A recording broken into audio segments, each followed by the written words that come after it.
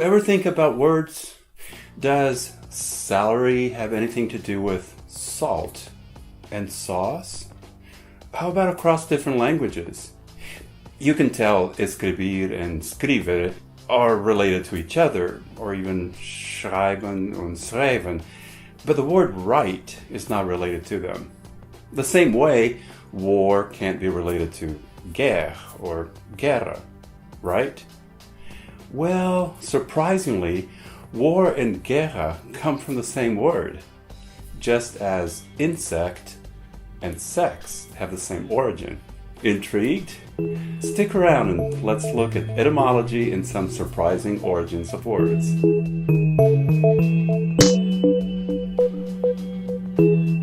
Hi, welcome to Snap Language. I'm Mark Franco. Words have a life of their own. They're born, change, reproduce by generating new words and by spreading into other languages, like viruses. And words even get old and die. They just fall out of use.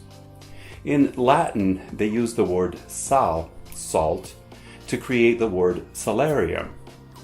Old French borrowed that as salaire. Later, English borrowed that from French as salary. But what was the connection in Latin between salt and salary? Etymologists believe the word was salarium in Latin because it was salt money, or an amount to buy salt, which was very valuable back then.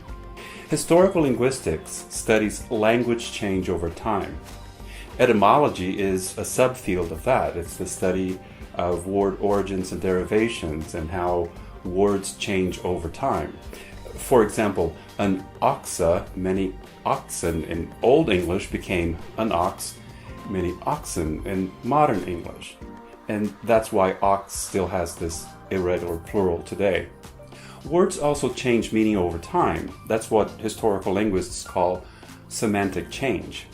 For example, originally when nice was borrowed into English from Old French, it meant foolish. Then over time it meant timid, fussy or fastidious, delicate, precise and careful, delightful, and finally, kind and thoughtful. We still have these meanings today, but we lost the original meaning, foolish. Except perhaps when you say someone is too nice. The word meat meant any kind of food in Old English. By around the 1300s, its meaning had narrowed to the meaning we still have today, only animal flesh. Okay, I need to make a disclaimer here. I am not a trained etymologist. I just know enough about the area and find it really interesting. So this video is not meant to be an in-depth study of etymology. That would be a really long video. War comes from Old French guerre. In late Old English, it became where. Well, guerre, where, war. That's how this one word, guerre, became what, on the surface at least, seems to be very different words. Guerre, war. Why study etymology? When we understand how words and their meanings change over time, we learn about linguistic processes, how people use words and change their sounds and meanings, how languages borrow words from each other and change their pronunciation to conform to the phonology of the language. Well, we learn how language itself changes over time, not just how it changed in the past, but also how it's in the process of changing right now. Latin sal changed in other languages into sal, sel, salz, salt, zout. Then from salarium to salario, salaire, salary in English. Much later, Japanese then borrowed salary from English as sarariman to mean a person who works for a salary in a corporation. Well, a white-collar worker. Sal is also the Latin root word for salsa, anything salted. Salsa, sauce, saucy, sass, sassy. At its core, English is a Germanic language, but it borrowed words from many other languages. It borrowed heavily from Latin, mostly through French. In fact, around 60% of English words are Latin in origin. That's 2 out of every 3 words. But then, if English words came from this Germanic language and Latin, where did those languages come from? Well, many ancient languages left written and historical records that allowed you to go back and study how they evolved over time into today's languages. But can you go further back to before a language even had a writing system? You see, etymologists are really good at back engineering. They examined written and historical records to understand how languages changed. This way they could build backwards to reconstruct a proto-language. Here, proto means the earliest form of a language. So even without written records, they were able to model this proto-language that they call Proto-Indo-European. As people migrated over vast areas, they brought this Proto-Indo-European language with them, and it developed into Germanic, Balto-Slavic, Italic, that's where Proto-Latin fits in, Celtic, Hellenic, where Proto-Greek is, and Indo-Iranian languages. That's a huge spread. Business Insider has this great animated map showing how over an 8,000 year span, this proto-language spread all over Europe, Russia, and Asia, of course, changing into other proto-languages along the way. Check below the video for the link. And what did this Proto-Indo-European develop from? Well, before that it gets really murky. You can't expect to go as far back as the first word ever uttered. Say the first word ever uttered really fast a few times. Etymologists believe the Proto-Indo-European root word for heart was kurd. I don't know how to pronounce words in these ancient languages, so use your imagination. Then, through progressive changes in vowel and consonant sounds, kurd changed into words in ancient languages. Cardia, cardio, herd, herten, horta, heart. Heart is also associated metaphorically with courage and memory. From the root word to Latin cordis, of the heart, to the meaning courage, coraggio, coraje, coragem.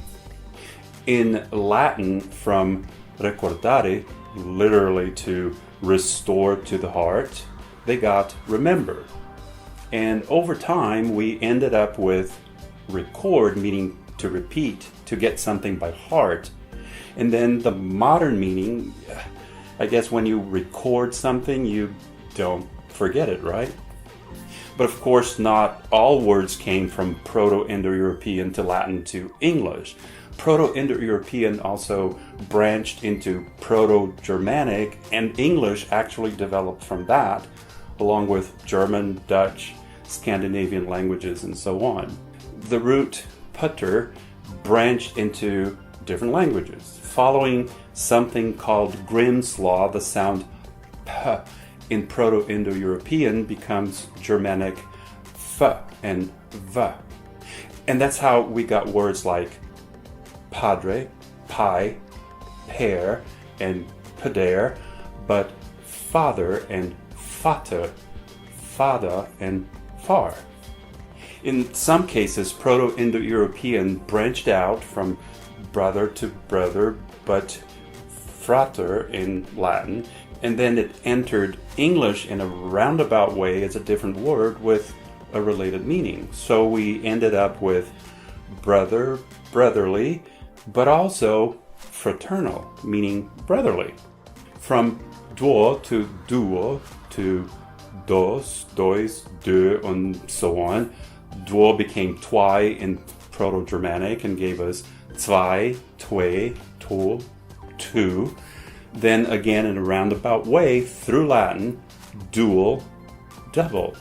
That's why in English we often end up with so many different words with similar or even identical meanings. One with a Germanic and the other with a different origin, generally Latin or Greek. In the end, they often came from the same Proto-Indo-European root word that went through processes of phonological and semantic change, borrowing and reborrowing, and from a single ancient word we ended up with 2 or more words in modern English. We can see that in these vocabulary words: broth, sap, or juice, or nectar; fear, dread, or aversion, or phobia, and so forth. Based on all these historical examples, you might think that this is all history and English is now set in stone.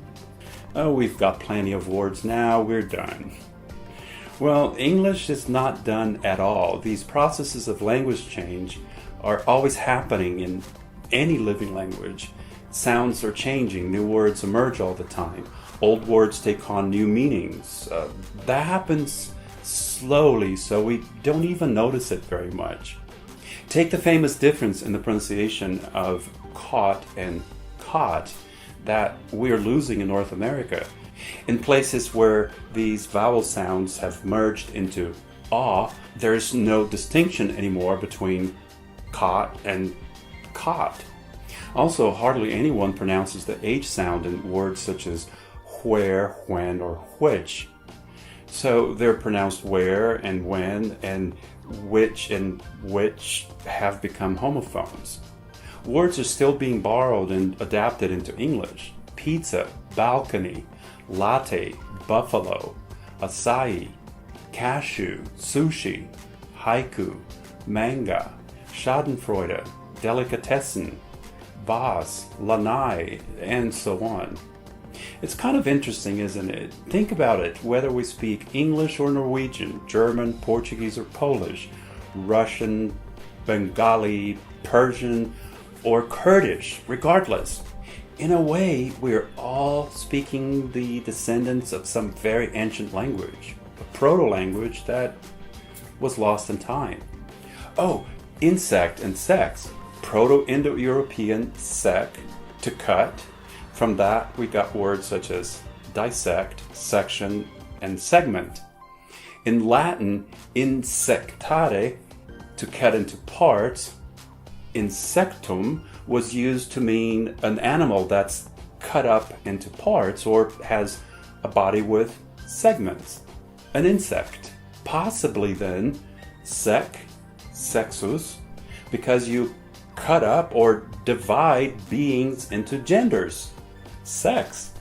That's how insect and sex are related words. Is that cool or what? Languages change continuously, so what do you think English will be like in 100 years? And in 1,000 years?